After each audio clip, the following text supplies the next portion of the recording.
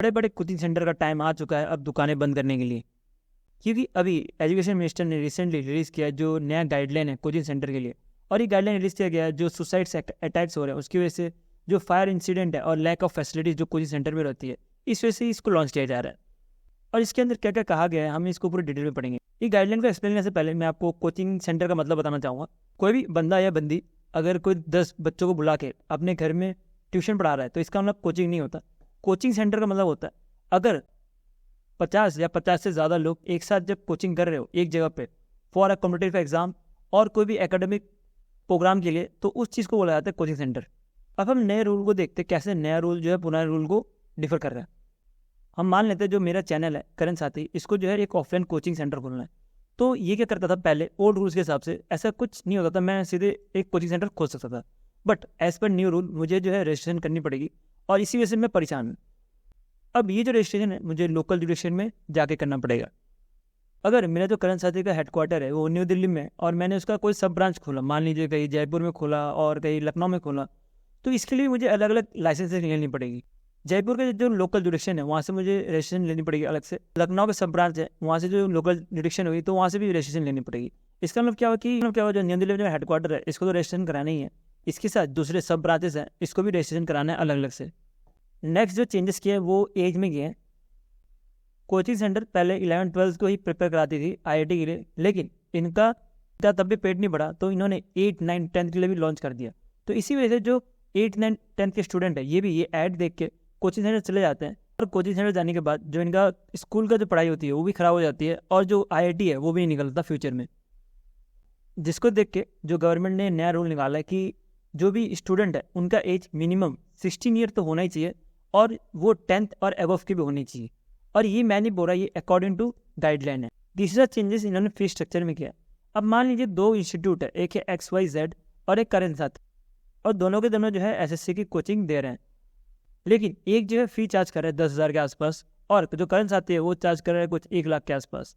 अब जो है देख सकते हो जो करण साथी कर रहा है वो बहुत ह्यूज अमाउंट कर रहा है एज कम्पेयर टू जो दूसरे इसके कॉम्पिटिटिव है। तो इसी वजह से जो नया रूल आया उसके अंतर्गत ये बोला है कि रिजनेबल फी लगना चाहिए। अगर कोई XYZ कोचिंग सेंटर 10,000 रुपये ले रहा है तो करण साथी को 20,000 या तो 30,000 तक लेना चाहिए, उससे ज़्यादा नहीं। लेकिन ये अमाउंट जो है गवर्नमेंट ने स्पेसिफाई नहीं किया है। प्रॉब्लमेटिक है जो ये नया रूल निकाला है इसमें।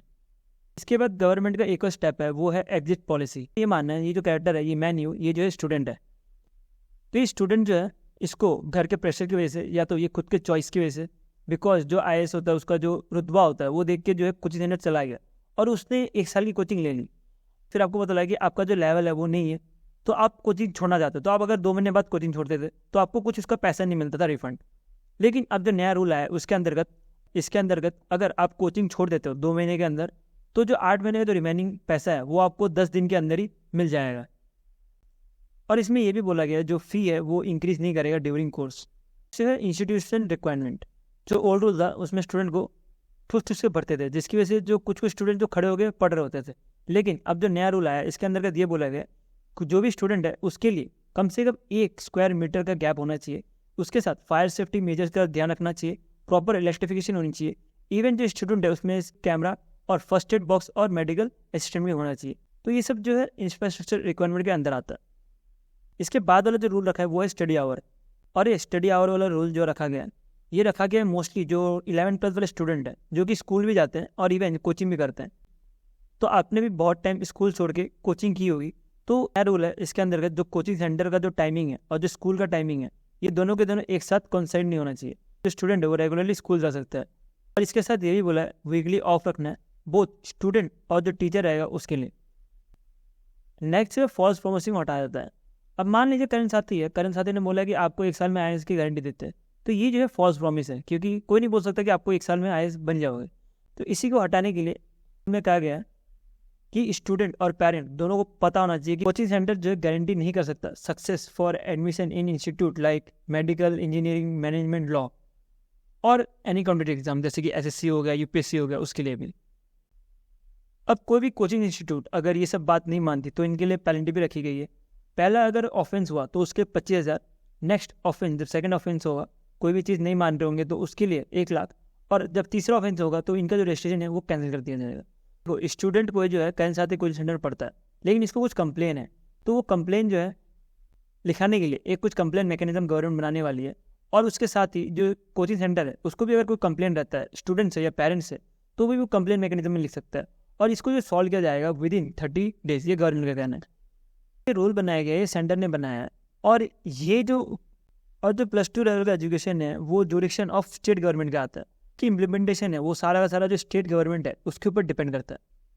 फ्यूचर में ये देखना पड़ेगा कि स्टेट गवर्नमेंट इसको कैसे इम्प्लीमेंट करती है। अगर आपको ये समझना है कि ईरान और पाकिस्तान में जो टेंशन हो रही है उसकी वजह से इंडिया के इम्पैक्ट हो सकता है, तो आप इस वीडियो पे क्लिक कर सकते हैं। मैं आपको आगे इसी वीडियो में मिलूंगा।